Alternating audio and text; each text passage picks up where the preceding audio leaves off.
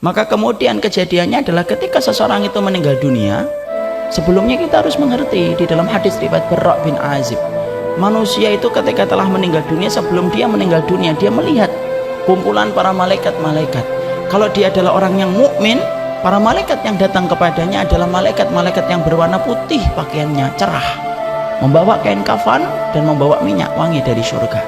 Hadis yang diriwayatkan Barra bin Azib, idza kana al-mu'min fi inqita'i minad dunya nazala ilaihi malaikatun minal malaikah ma'hum kafanun min akfanil jannah wa hanutun min hunutil miski. Sesungguhnya kalau orang iman yang beriman itu akan meninggalkan dunia, maka datang kepadanya para malaikat putih, pakaiannya rombongan, sejauh mata dia memandang. Makanya perhatikan orang-orang ketika akan meninggal dunia, apabila dalam keadaan sakit, tidak melihat ke kanan, tidak melihat ke kiri, tidak melihat ke bawah. Ada nggak kita melihat orang sakit melihat ke bawah? Dia selalu melihat ke atas. Karena pada dasarnya para malaikat itu ada. Fajalasu ingdamuddil basar. Rasulullah SAW berkata, para malaikat yang datang itu, maka kemudian mereka itu datangnya duduk sejauh mata memandang. Kalau kemudian apa yang dilakukan Ustaz kalau orang sudah melihat ke atas, ditawari apa-apa sudah tidak pingin, Pak ini ada 1 miliar, udah nggak gores,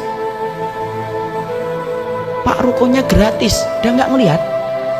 Maka itulah tanda sakaratul maut, ketika dunia itu sudah rasanya itu sudah hambar.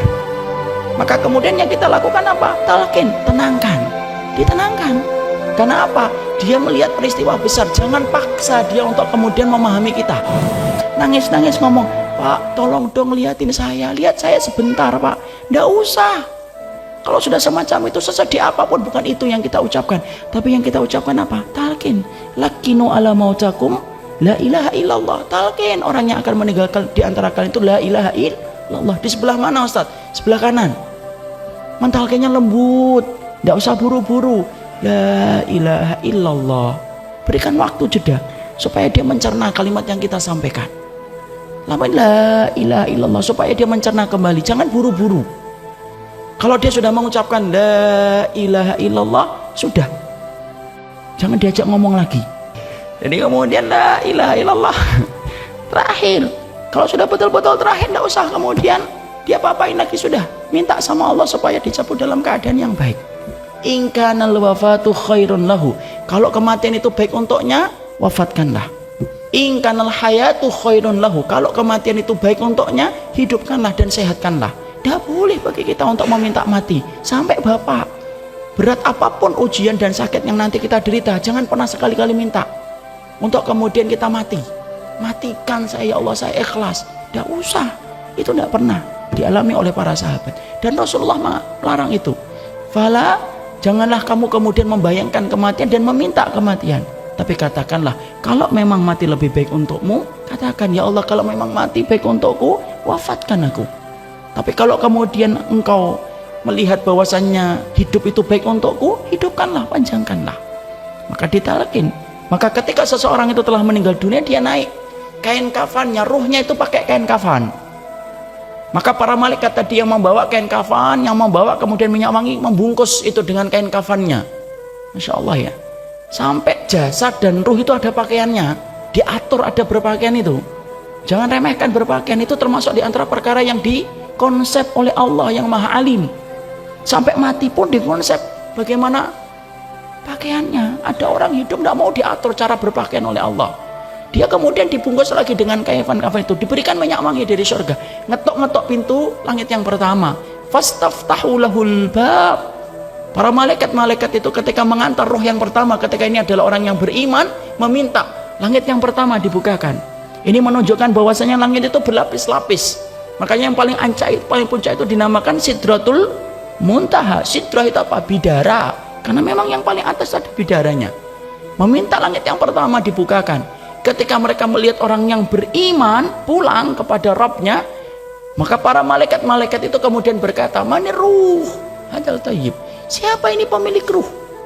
Disebutkanlah nama yang terbaik yang pernah dia miliki ketika hidup di dunia. Rame langit itu sampai nembus langit yang ketujuh, minta dibukakan. Kemudian Allah bersabda, Allah berfirman, fa'iduhu ilal ardi, kembalikan dia ke bumi. Disitulah aku kemudian menciptakannya, dan disitulah aku akan membangkitkan kembali. maka dikembalikan oleh para malaikat itu, lalu kemudian bersemayam ke dalam jasadnya. Itulah proses kematian. Kalau sakaratul mautnya lama, Ustaz, sabar, jangan ditinggal. Disitulah ujian betul-betul berat ketika seseorang itu berada di ujung kematiannya. Jangan ditinggal, terus talqin sampai kemudian dia menghadap kepada Allah. Kalau kemudian matanya terbuka setelah dia meninggal dunia, tidak usah ngomong apa-apa, cukup Allahumma firlahu warfa' darajatahu fil illiyin. Ya Allah, semoga engkau ampuni, engkau angkat derajatnya, sudah, tutup matanya. Nah, maka di situ kemudian akhirnya dimulailah fase yang sebenarnya kita bahas. Kapan seseorang itu akan berandai-andai? Yaitu adalah yang pertama, diandai-andai oleh kemudian seseorang itu ketika dia meninggal dunia. Kapan? Ketika dia itu naik ke atas kerandanya. Ya. Makanya Rasulullah Shallallahu Alaihi Wasallam kemudian bersabda dalam satu hadis yang sahih yang diriwayatkan dari jalurnya Imam Bukhari, "Idza wudi'atil janazatu fahtamalahar rijal." Kalau kemudian jenazah itu sudah diangkat, lalu kemudian sudah diletakkan jenazah dan diangkat laki-laki, maka apa yang kemudian diandai-andaikan oleh si mayat? Fa in kanat salihatan qalat qaddimuni.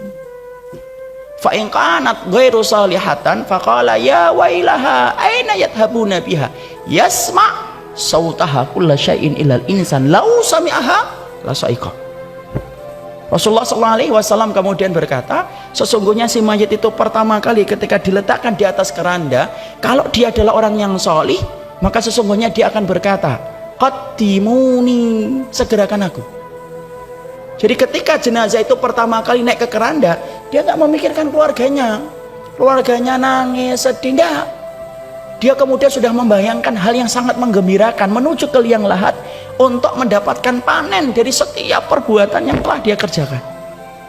Makanya kemudian sampai ada keterangan, apakah orang yang solih dan tidak solih sebelum ditegakkan mizan, mereka itu sudah ngerti atau sudah sadar enggak kalau kemudian mereka itu akan menuju kemana? Sudah tahu, sudah bisa ngeraba. Para ulama kemudian salaf menjelaskan, manusia ketika mereka itu sudah meninggal dunia, itu sudah bisa meraba dia itu termasuk orang yang akan mendapatkan kebahagiaan atau tidak. Maka perhatikan, Rasulullah sampai mengatakan ingkanat salihatan, kalau dia orang yang solih, bergegas dia mengatakan qaddimuni, ayo segerakan, ayo. Kayak anak kecil itu loh, kalau diajak ke teman bermain, ketika dia ngelihat teman bermainnya, kadang-kadang kan tidak sabar. Kita baru atret, parkir, baru kemudian kita menempatkan mobil, anaknya sudah buka kunci mobil, sudah turun, sudah lari ke tempat bermain karena tidak sabar. Itulah perumpamaan, kias, menggambarkan tentang orang-orang yang mereka itu kemudian meninggal dunia ketika pertama kali dia itu kemudian dinaikkan ke atas keranda, maka sesungguhnya dia langsung berkata qaddimuni, qaddimuni. Fa in kanat ghairu salihah, kalau kemudian ternyata dia tidak salih, faqalat, lalu kemudian dia berkata ya wailaha aina yadhhabuna biha. Dia dalam keadaan ketakutan, lalu kemudian dia berkata ini kemana, celaka sekali. Dia ngomong kepada orang-orang yang ngangkat dia, hei ini kemana, celaka sekali kalian ngangkat saya ini, mau kan ajak kemana kalian ini. Sampai kemudian Rasulullah mengatakan yasma sautaha, didengarkan itu suaranya oleh setiap orang. Lau sami'ahal insan, kalau suara itu mampu didengar oleh manusia, la sa'iqa, manusia itu pasti akan pingsan mendengar suara jeritannya. Jadi Allah itu membatasi pendengaran kita, itu hikmahnya besar. Kalau kita pendengaran kita dibuat tanpa batas, tidak bisa tidur, karena ketika kita tidur dengar penduduk kubur sedang disiksa. Kalau kita pendengarannya kemudian tidak dibatasi, kita tidak bisa tidur ketika kita mendengar ada orang yang jerit-jerit ketika baru meninggal dunia, ketika dia protes, dibawa kemana saya? Makanya para salaf berkata, Allah membatasi penglihatan kita, Allah membatasi pendengaran kita, itu hikmahnya besar. Kalau tidak dibatasi, tidak akan hidup tenang kita untuk melihat ataupun mendengar sesuatu yang sebenarnya tidak perlu kita dengarkan. Jadi itulah yang pertama. Jadi menggambarkan bahwasanya kebahagiaan itu langsung dirasakan orang-orang yang pertama kali meninggal dunia. Maka sesungguhnya itulah yang menjadikan kita perhatikan, kenali Allah dalam keadaan sempitmu, lapangmu, supaya Allah itu mengenal kamu dalam keadaan lapangmu. Inilah yang menjadi kabar gembira tempat pertama kali ketika jenazah itu baru kemudian diwafatkan, dinaikkan di atas keranda dan dia bergegas, dia ingin mengatakan bergegas. Andai si mayit itu bisa bicara, maka Allah menyampaikan lewat lisan Rasulullah, dialah orang yang berkata dan berteriak, segerakanlah saya untuk sampai ke liang lahat, kalau dia adalah orang yang solih. Kalau kemudian dia bukan orang yang solih, dia akan teriak ketakutan, dia memarahi orang yang memikulnya, karena dia ngerti sesungguhnya segala macam siksa dimulai ketika dia akan dibawa ke liang lahat.